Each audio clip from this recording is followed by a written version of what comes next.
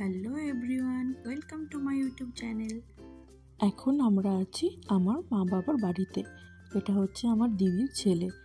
একে আমরা সবাই ভালোবেসে মহারাজ বলে ডাকি। মহারাজ কিন্তু চা খেতে ছোটো থেকেই খুব পছন্দ করে। একটুও চা কিন্তু বাইরে পড়বে না, ও কিন্তু পুরো চাটাই খেয়ে নেবে।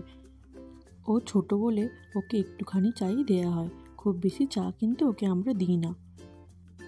আজ হবে আমাদের বনফায়ার, তার জন্যই এখন কাটা চলছে। এখনও সবাই এসে পৌঁছায়নি, তাই আমরাই একটু একটু করে কাজগুলো এগিয়ে রাখছি, যাতে তারা চলে এলেই আমরা কাজটা শুরু করতে পারি। বনফায়ারের সাথে সাথে একটু চিকেন রোস্টও করা হবে, তারই স্ট্রাকচার তৈরি করার জন্য একটু গর্ত করতে হচ্ছে। জায়গাটা খুবই অন্ধকার ছিল। আমরা ভেবেছিলাম বনফায়ার শুরু হয়ে গেলে জায়গাটাতে আলো হয়ে যাবে, কিন্তু এত অন্ধকার ছিল আমরা বনফায়ার শুরুই করতে পারছিলাম না, তাই আবার লাইটটা লাগানো হলো। বাপি উপর থেকে একটা একটা করে চেয়ার এনে দিচ্ছে। এই চেয়ারগুলো একদমই ব্যবহার করা হয়নি, তাই চেয়ারগুলোর ওপরে খুব ধুলো পড়েছিল।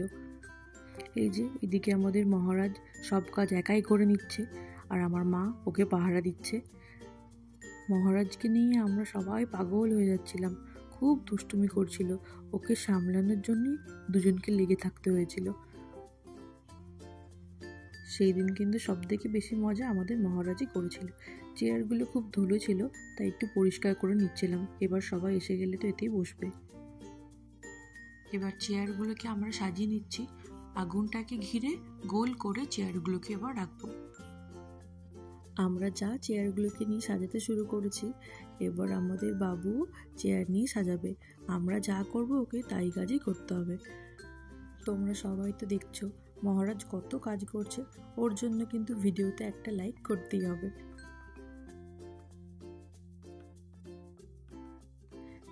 এইবার আমাদের বনফায়ারেতে আগুন জ্বালানো হচ্ছে।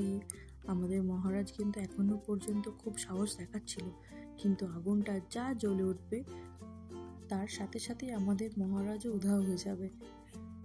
এতক্ষণ পর এবার সবাই একে একে ওপর থেকে নিচে নামছে। সবাই না থাকলে কি জমে এইসব? কখন থেকে সবাইকে ডাকছি, এবার সবাই আসছে। আগুনটা জ্বালার পর আমাদের মহারাজ ভয় পেয়ে গেছে, সেই জন্য ও আমার মায়ের পিছনে গিয়ে চুপ করে লুকিয়ে দাঁড়িয়ে আছে। আগুনটা বেশ সুন্দর জ্বলে গেছে, আর এইদিকে আমাদের মহারাজেরও একটু একটু সাহসটা বাড়ছে।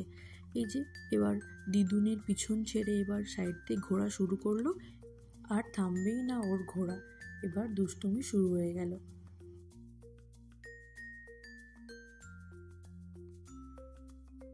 আজকের আসল জিনিসটা এবার আমি নিয়ে চলে এসেছি। আজকে সকাল থেকে মাংসগুলোকে ম্যারিনেট করে রাখা হয়েছিল। যত বেশিক্ষণ এটাকে ম্যারিনেট করে রাখা হবে, তত ভালো লাগবে এটাকে খেতে।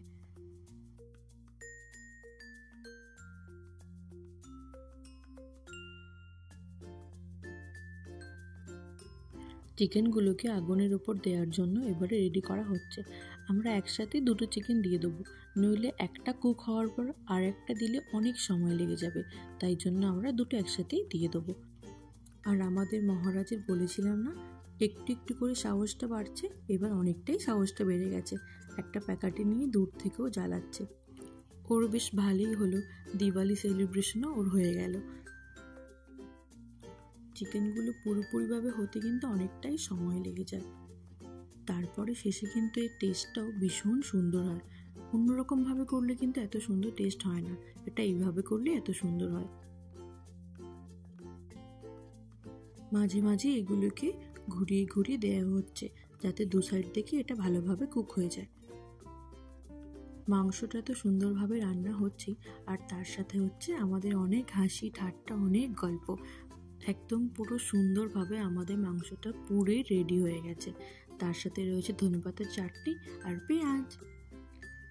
আজকের মতো এখানেই টাটা, দেখা হচ্ছে পরের আরেকটি ভিডিওতে। Please subscribe the channel and like this video.